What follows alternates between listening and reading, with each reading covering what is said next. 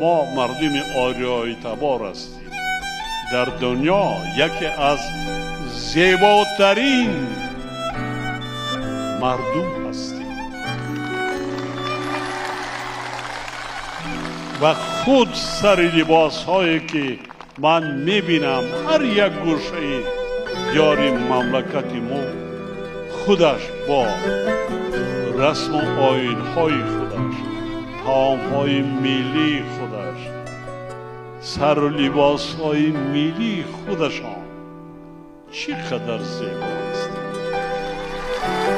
زمانی بود که مردم ما ترس داشتیم، هراس داشتیم، چون که نمیدانستیم تاریخ و فرهنگ ملت خود را.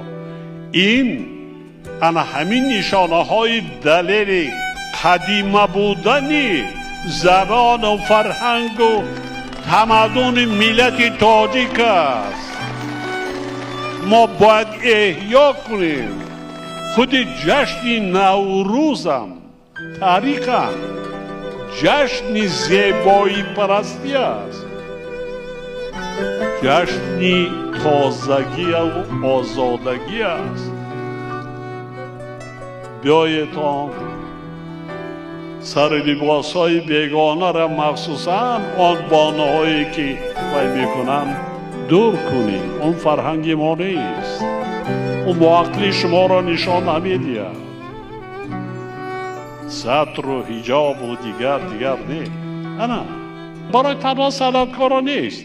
در روز بهاری، در روزهای نوروزی، در روزهای عید، در روزهای خرسندی خاندان، فرزندان، در توی مرکه های خود به خانه خویش و تباران رفتن با سر لباس های چی؟ ایدانه. البته چقدر زیبا، چقدر زیبا. افسوس که مردم ما نه همه دنیا را دیدن گشتن میدانند.